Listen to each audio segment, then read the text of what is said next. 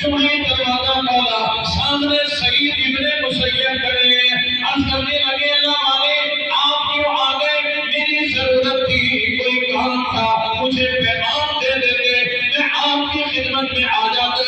حضرت سعید ابن مسیب فرمانے لگے نہیں، کوئی اور کام نہیں تھا، جن میں میں نے آپ کا نکاح اپنی بیٹی سے بڑھا دیا۔ یہ نوجوان کہنے لگا یہ آپ کی مہربانی، آپ نے اپنی بیٹی مجھے دے دی، میرے نکاح میں دے دی۔ سعید ابن مسیب فرمانے لگے کہ میری بیٹی میرے پیچھے چھپی کھڑی ہے، اس کو میں خود چھوڑنے کے لیے تیرے گھر میں آیا، میں نے دیکھ لیا تو غریب آدمی کیا تیاری کرے گا، کب جاتا رخصتی لینے آئے گا، میرے دل میں آیا جب میری بیٹی کا نکاح ہو گیا تو میری بیٹی آج کی رات میرے گھر میں نہ گزارے، میرے گھر میں گزارے۔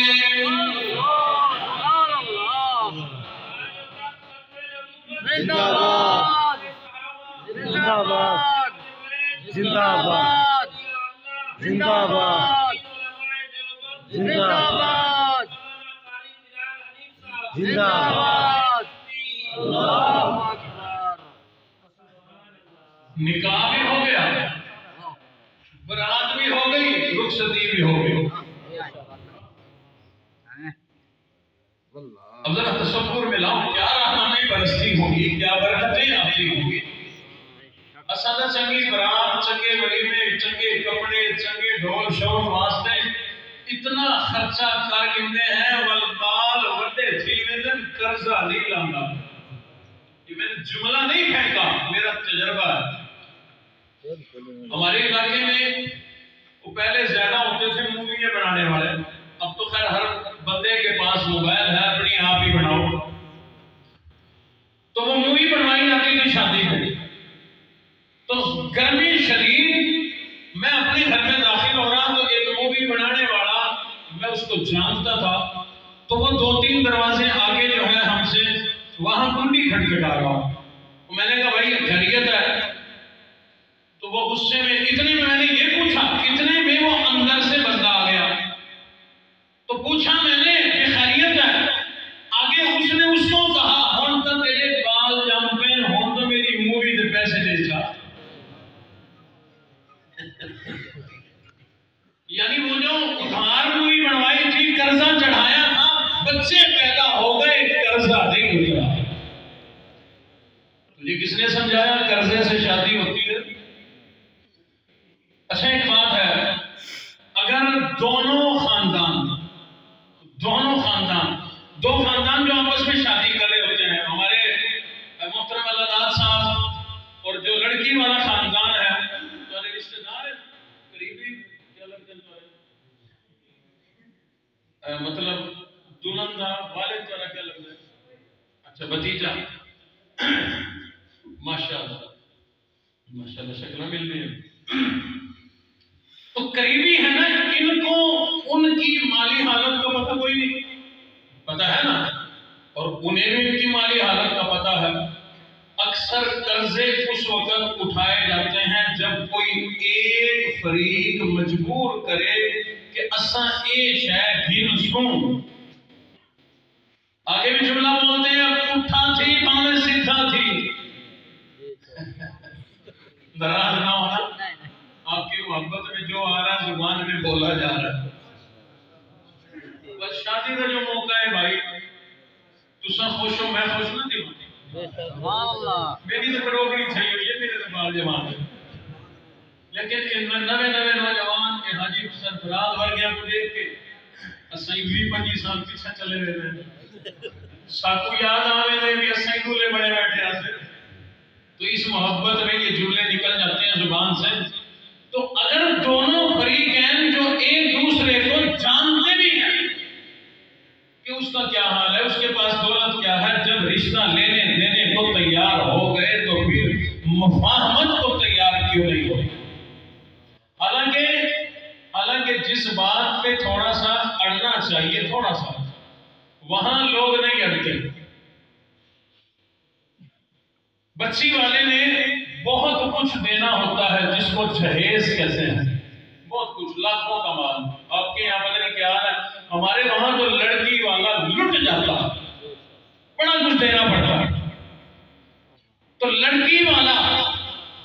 لڑکی کا باپ دے رہا ہے تو سمجھو لڑکی دے رہی ہے نا. لڑکی 20 لاکھ کا سامان دے رہی ہے دولہے کو. لڑکی کو کیا ملتا؟ ایک حق مہر ہے. اور حق مہر پہ آ کے لڑکے اور لڑکے والوں کی بریک لگ جاتی ہے. میں نے نکاح کے وقت لوگوں کو لڑتے ہوئے دیکھا. ان سے پوچھو کیا ہوا؟ کہہ رہے جی حق مہر پہ جھگڑا. میں سر پکڑ کے بیٹھ جاتا ہوں کہ لڑکی والے لاکھوں دے سکتے ہیں, لڑکے والے لڑکی کو 10,000 حق مہر نہیں دے سکتے. قربان جائیں, ابھی گزشتہ دنوں میں ایک نکاح کی جو ہے مجلس میں میں شریک ہوا. کبھی کبھی تو دل خوش ہو جاتا ہے, ورنہ نکاح کے وقت دل پریشان ہو حق مہر کی وجہ سے. میرا دل خوش یوں ہوا وہاں پر کہ لڑکی کے پاس جب گئے نا جی اس کی رضامندی پوچھنے کے لیے, اجاب و قبول کے لیے لڑکی کے پاس جب گئے تو کچھ سیانے لوگ بھی تھے گھر کے خاندان کے. انہوں نے لڑکی سے پوچھا کہ تیرا حق مہر کتنا ہو. ایسا تو پوچھتے ہی نہیں, آپس سے چلے نا ماں پہ وہ لڑتے رہتے آپس سے, ان سے پوچھتے ہی نہیں. تو اس سے پوچھا گیا. اب بچی خاموش, شرم و حیا والی بچی خاموش, کہنے لگی جی جو جی چاہے تم رکھو. انہوں نے کہا نہیں حق مہر کیوں بتاؤ.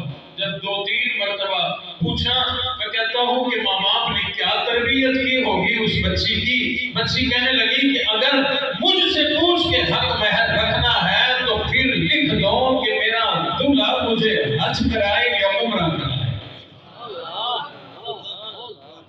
دولت نہیں مانگی, پیسہ نہیں مانگا, کہاں حج عمرہ لکھ دو. تربیت کی بات ہوتی ہے. تربیت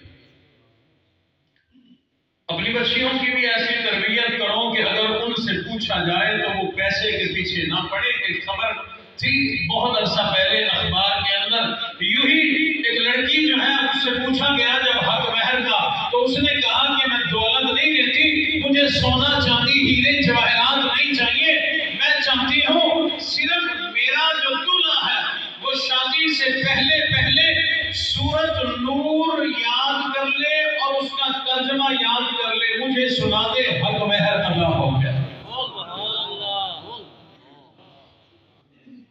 اور مجھے پھر وہ بڑا پرانا زمانہ یاد آتا ہے.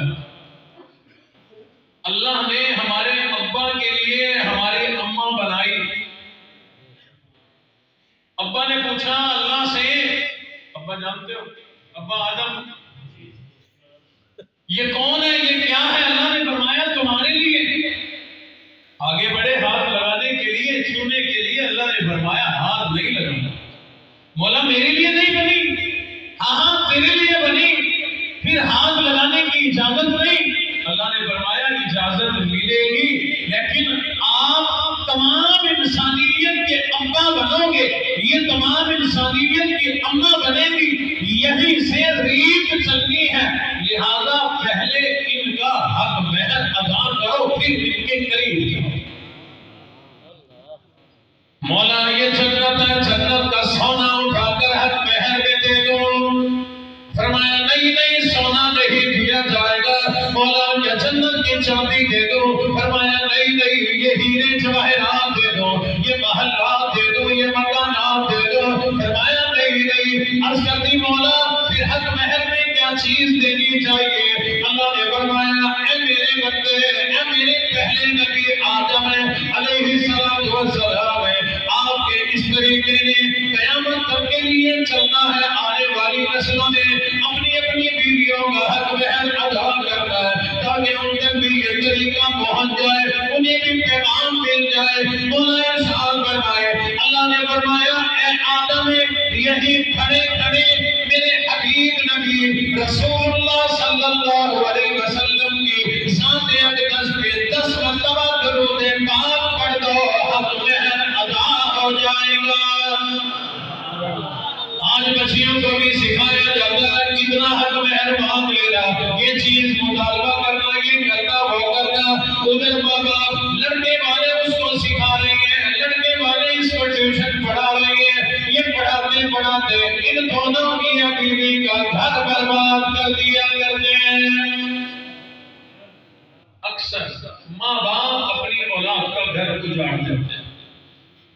والے سمجھا رہے ہیں کہ تم ڈاٹا ٹھیک کے نام ہے، لڑکی والے کہتے ہیں کہ تم مرے لوگوں کی نہیں ہے، تو زندہ لوگوں کی۔ اللہ جس کو یوں شیری دے کے بھیجو گے وہ اپنا گھر کبھی نہیں بسائے گا۔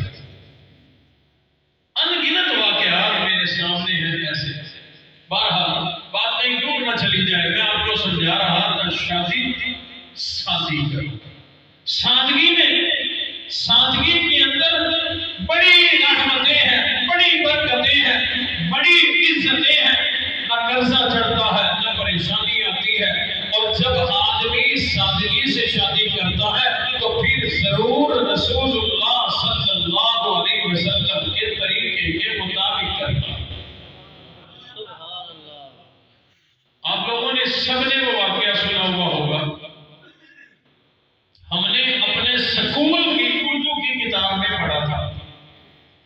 ایک نوجوان کسی دریا یا نہر کے کنارے، ندی کے کنارے جا رہا ہے، پیدل جا رہا ہے، تھکاوٹ ہے، بھوک لگی ہے، اچانک نظر پڑی پانی کے اندر ایک سیب بہتا ہوا جا رہا ہے۔ بھوک لگی ہوئی تھی، آگے بڑھے، اٹھایا، کھا لیا۔ جب کھا چکے اب ذہن میں آیا یہ مال میرا تو نہیں تھا، پتہ نہیں یہ کس کا تھا، میں نے کسی اور کا مال کھا لیا۔ دل میں آیا کہ میرے لیے جائز نہیں، ناجائز ہے، حرام ہے۔ اور حضور نے فرمایا جس نے حرام مال کھا لیا اندر جا کر جہاں اس کھانے سے مال سے کوئی جسم بنے گا اللہ اس کو جہنم میں ضرور ڈالے گا۔ نوجوان پریشان ہوا، پیچھے چلا، آج کون سوچے دے گا، پیچھے چلا جہاں سے پانی آ رہا تھا۔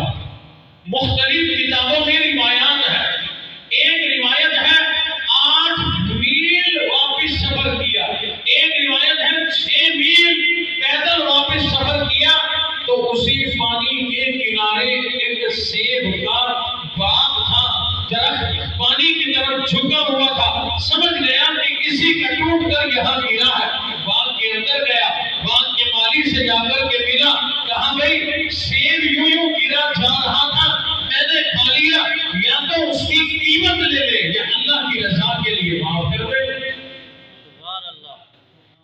پوچھا بھی تم کون ہے؟ جب حسب نسب بتایا تو حضرت علی المرتضیٰ سے جا ملا۔ کہنے لگا مجھے بندہ نہ کوئی قیمتی ہے، اتنی دور سے جو واپس آیا ایک سیب معاف کرانے، بندہ کوئی قیمتی ہے۔ کہنے لگا جی پیسے تو میں لیتا نہیں اور معاف کروں گا ایک شرط پہ، اگر شرط قبول ہو تو معاف ہے ورنہ نہیں۔ فرمانے لگے جو مرضی شرط لگاؤ، معاف کر دو یا پیسے لے دو، کہیں مجھے جہنم میں نہ چلنا۔ بات کمالی کہنے لگا میری ہے ایک بیٹی، آنکھوں سے اندھی، کانوں سے ڈوری، ہاتھ پیر اس کے ہیں کوئی نہیں، اگر تو اس سے شادی کر لے، نکاح کر لے تو تجھے معاف ہے ورنہ معاف کوئی۔ کیوں جی اس مجمع میں سے کوئی تیار ہے ایسی دلہن سے شادی کرنے؟ چاچا جی تیار ہے، اور چاچا جی کوئی عمر ہے تو نہیں میرا وجہ، لیکن میری دعا ہے اللہ پاک چاچا جی کو، چاچا کوئی نہیں ہے میری عمر کا، بہرحال میں روٹی چھوٹی اچھی کھانا، میری صحت صحیح ہے، اللہ سب کو عطا فرمائے، من پسند عطا فرمائے، آمین۔ آج کل کون نوجوان تیار ہوگا ایسے رشتے کے لیے؟ اب اس نوجوان نے سوچا کہ اگر معاف نہیں ہوتا تو جہنم میں جلنا پڑے گا، آخرت برباد ہو جائے گی، اس اندھی بہری معذور لڑکے سے شادی کروں تو دنیا برباد ہو جائے گی۔ کہنے لگا دنیا کی دیکھی جائے گی، اپنی آخرت سنبھالو۔ سبحان اللہ۔ کہا جی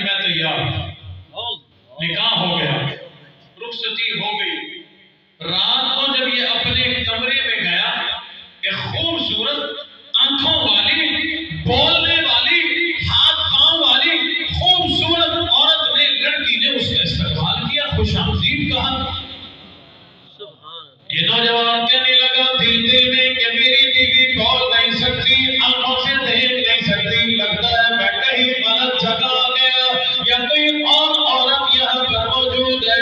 یہ الٹے پاؤں اپنے دروازے سے باہر نکل آیا، جو ہی باہر قدم رکھا اس لڑکی کا والد یعنی اس باغ کا مالک پیچھے کھڑا تھا، اس نے ہاتھ لگا کے روکا، اس نے پیچھے دیکھا، پوچھا کیا بات ہے، کیوں واپس آ رہی ہو؟ اس نوجوان نے کہا شاید غلطی سے اندر کوئی اور عورت آ گئی، یہ تو کوئی اور ہے، آنکھوں سے دیکھ بھی سکتی ہے، زبان سے بول بھی سکتی ہے، ہاتھ پاؤں بھی سلامت ہے۔ مسلم والے نے کہا نہیں نہیں، یہ وہی لڑکی ہے، وہی میری بیٹی ہے جس سے تیرا نکاح کیا گیا۔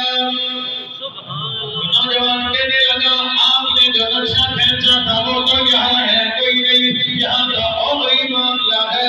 وہ کہنے لگا جب تو ایک سیب بخشوانے کے لیے میرے پاس آیا اسی وقت میں نے جان لیا تھا تو کوئی بہت بڑا اللہ والا ہے، اور میرے دل میں یہ بات آ گئی جس کا جوانی میں یہ عالم ہے بڑھاپے میں کیا عالم ہوگا، جو دن کے سویرے میں رب سے اتنا ڈرنے والا ہے وہ رات کے اندھیرے میں اپنے رب سے کتنا ڈرے گا۔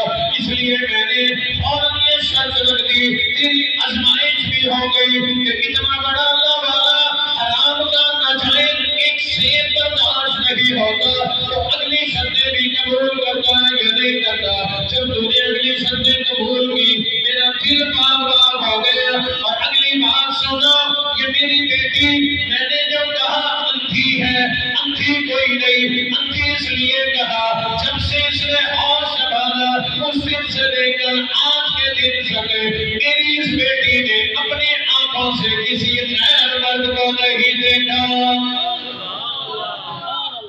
کسی غیر مرد سے بولی کوئی نہیں، میں نے کہا گنگی ہے، کسی غیر مرد کو سنا کوئی نہیں، میں نے کہا ڈری نہیں، کسی غیر مرد کو اس نے ہاتھ نہیں لگایا، میں نے کہا معذور ہے، کسی غیر مرد کی طرف چل کے نہیں گئی، میں نے اس لیے کہا معذور ہے، لہذا معذور کوئی نہیں، اس کا سب کچھ سلامت ہے۔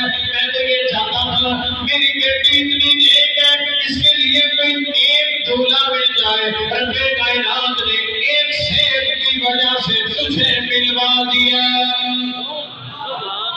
ذرا میری اگلی بات پہ توجہ دینا، جس دولہا دلہن کا یہ عالم ہو، دولہا صاحب کا یہ عالم ہے، ایک حرام ناجائز مال ایک سیب کھانے کو تیار کوئی نہیں، اور دلہن کا یہ عالم ہے کہ اس نے کبھی حرام کو دیکھا کوئی نہیں، حرام بولا کوئی نہیں، حرام سنا کوئی نہیں، حرام کو چھوا کوئی نہیں۔ اللہ اب ذرا توجہ کرنا، جن دولہا دلہن کا یہ عالم ہو میں جملہ تبدیل کرنے لگا ہوں، جن ماں باپ کا یہ عالم ہو اللہ انہیں اولاد کیسی پاکیزہ عطا فرمائیں گے۔